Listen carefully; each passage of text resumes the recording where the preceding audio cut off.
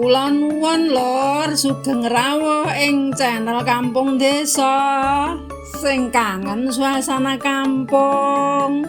Ayo lur, tak aturi mampir ning Kampung Desa. Aja lali ya lur, klik like, subscribe lan komentare ya.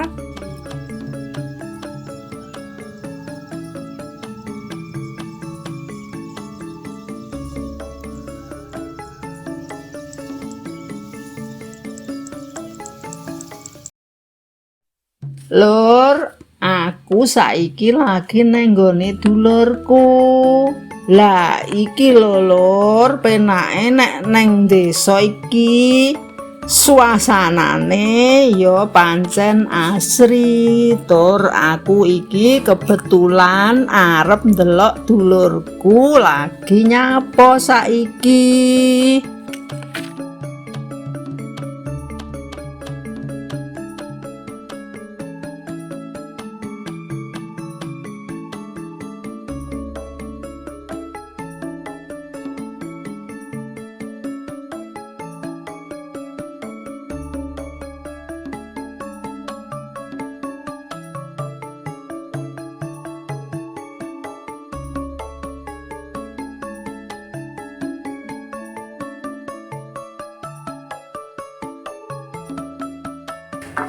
Lagi goreng kopi Dalin. Iya, goreng kopi. Oh, apa entek kopine kok wis goreng? Sithik-sithik. Alah.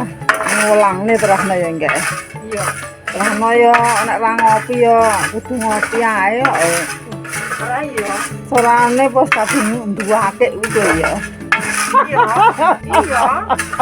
Nek ngopi ngarep-ngarep ae. Iya, gak wis gelas e ora trimo cilik, gelas sing putih gedhi wae.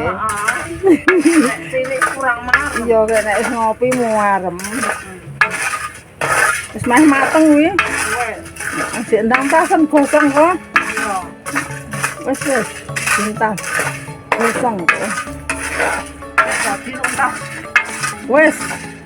Wes Nek ya. gosong kok wis. Wes ya.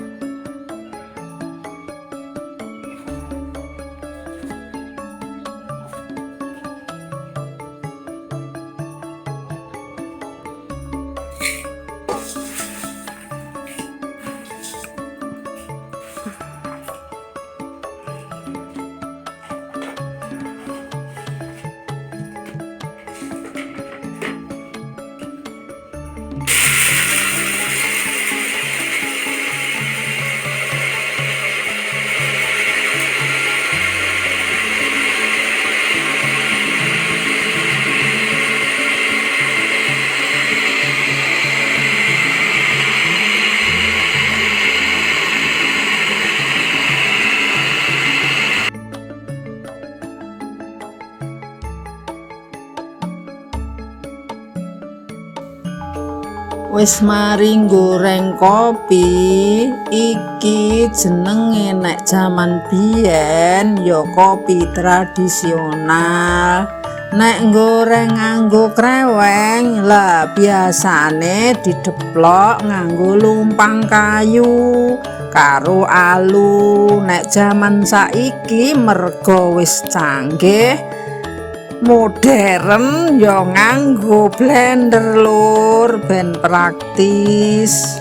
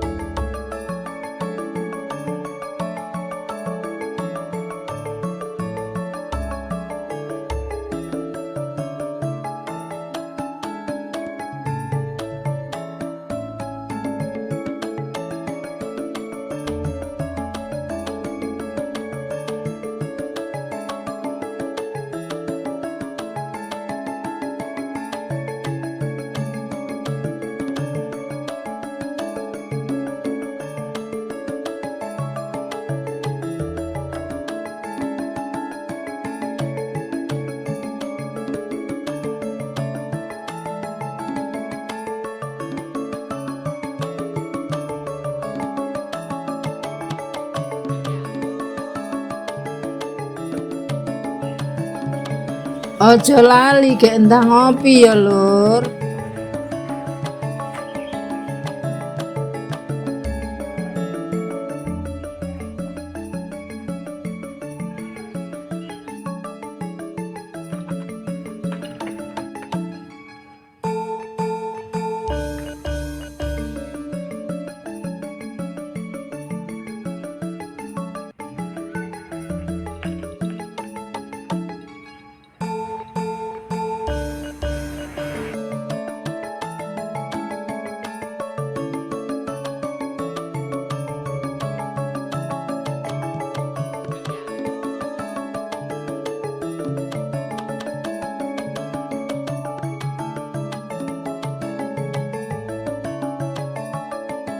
Biasane nek ngopi dikancani karo apa, Lur?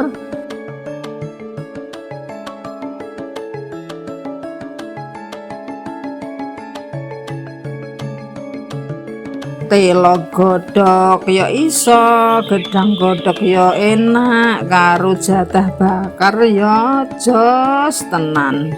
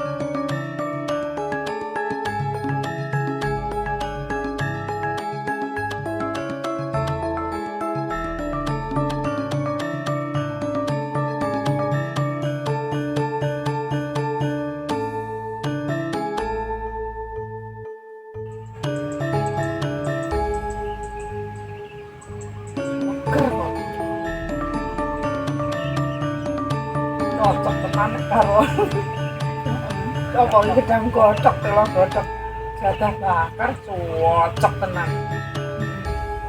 Cocok.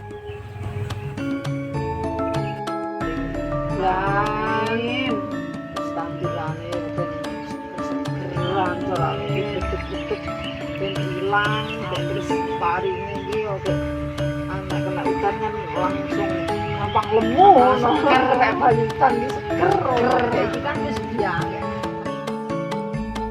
ibu kan siapa panen Iya. alhamdulillah ya tenan apik sebulan ini apik ketoke kayak mentes-mentes Iya. Ning koyone aman iki manuk-manuk kaya wis ora. Ora rame ora mangan iki. Mungkin murah iki.